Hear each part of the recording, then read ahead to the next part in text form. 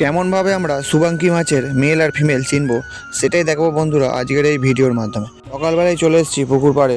দেখো বন্ধুরা, চারদিকে রোদ। তারপরে আমি আমার গামলিটা নিয়ে প্রথমে ফেলে দিলাম পুকুরে, যেহেতু আমি আজকের পুকুরে নামবো শুভাঙ্কি মাছের মেল আর ফিমেল কেমন তা দেখানোর জন্য। পুকুরে নেবে এই বাদাম গাছটার দিকে দেখি যে বাদাম গাছে আর একদমই পাতা নেই, সব পাতা ঝরে পড়ে গেছে।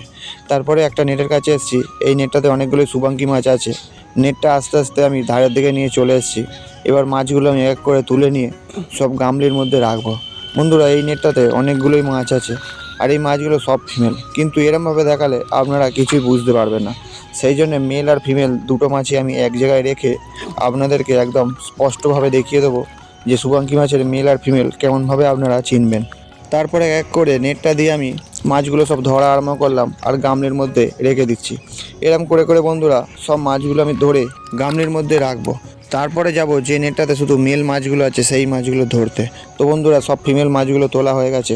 এবারে চলে এসেছি আমি পুকুরের মাঝখানে। যেহেতু মেল মাছের নেটটা ওই দিকটা আছে, তাই আস্তে আস্তে সেই নেটটার কাছে আমি চলে এসেছি। দেখো বন্ধুরা, এতে অনেকগুলো মাছ আছে। তো নেটটা আস্তে আস্তে করে আমি ধারে নিয়ে চলে এসেছি। তারই মধ্যে দেখি একটা পোলার প্যারট মাছ মরে গেছে। তারপরে এক করে সব শুভাঙ্কি মাছগুলো বেছে বেছে নিয়ে আমি গামলির মধ্যে রেখে দিচ্ছি। বন্ধুরা, এর সাথে সাথে অল্প কিছু পোলার প্যারট আর কিছু ধাড়ি রোজিও আছে। সব মাছগুলো বন্ধুরা তোলা হয়ে গেছে। এবার আমি চলে এসেছি বাইরের দিকে। এবার আমি আপনাদের দেখাবো যে শুভাঙ্কি মাছের মেল আর ফিমেল খুব সহজভাবে কী করে চিনবেন।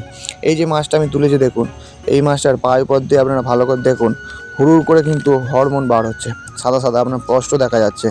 আর এই মাছটার কান করা দেখবেন খড়খড়ে আর টিপ টিপ ভাব থাকবে। আপনি হাত দিলেই আপনার হাত খড়খড় করবেন, তখনই বুঝতে পারবেন যে এই মাছটা মেল মাছ। তারপরে এই মাছটা ছেড়ে দিয়ে বন্ধুরা আমি আর একটা মাছ তুলবো।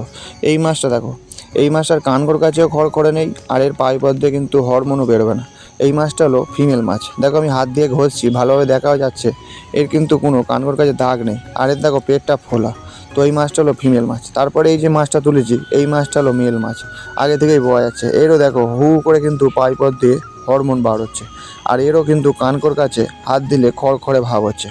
এই মাছটাও কিন্তু মেল মাছ, এরও কানকে হাত দিয়ে দেখছি খড়খড় করছে, আর এরও দেখো পায়ুপথ দিয়ে হরমোন বার হচ্ছে। বন্ধুরা, এই সব মাছগুলো কিন্তু ছোটোবেলা থেকে আপনি মেল ফিমেল চিনতে পারবেন না। যখন মিনিমাম 7 থেকে 8 মাস বয়স হবে তবেই বোঝা যাবে। তার মধ্যে এই ফিমেল মাছটা দেখুন, এর কিন্তু পেটে ডিম দেখা যাচ্ছে। আর এখানে একটা রোজি আমি তুলেছি, এই রোজির তো পেটে ডিম, চাপলেই দেখুন হালকা করে ডিম বেরিয়ে আসছে। তো বন্ধুরা, এক করে আপনাদের ভালো করে বুঝিয়ে দিলাম যে কোনটা মেল আর কোনটা ফিমেল মাছ। এই যে বড় মাছটা দেখুন, এরও কিন্তু পায়ুপথ দিয়ে হরমোন বার হচ্ছে না, আর এর কানকোর কাছে কিন্তু একদম প্লেন সাদা, তার মানে বুঝে নিতে হবে যে ওই মাছটা ফিমেল মাছ। তারপরে এক করে নেটের মধ্যে আমি মেল মাছগুলো আলাদা করে নিচ্ছি। যেহেতু মেল ফিমেল মাছ আমি আলাদা রাখি, তাই মেল মাছগুলো বাছা হয়ে গেছে বন্ধুরা। এবার এই মাছ কটা আমি একটা নেটের মধ্যে ছেড়ে দিচ্ছি। মেল মাছ কটা ছেড়ে দেওয়ার পরে ফিমেল মাছগুলো নিয়ে আমি গোল পিসের নেটে রেখে দেবো, কারণ যেহেতু গোল পিস মাছ সব ফিমেল আমার একসঙ্গে রাখা আছে, তাই সেই নেটটাতে রাখলে কোনো অসুবিধা হবে না।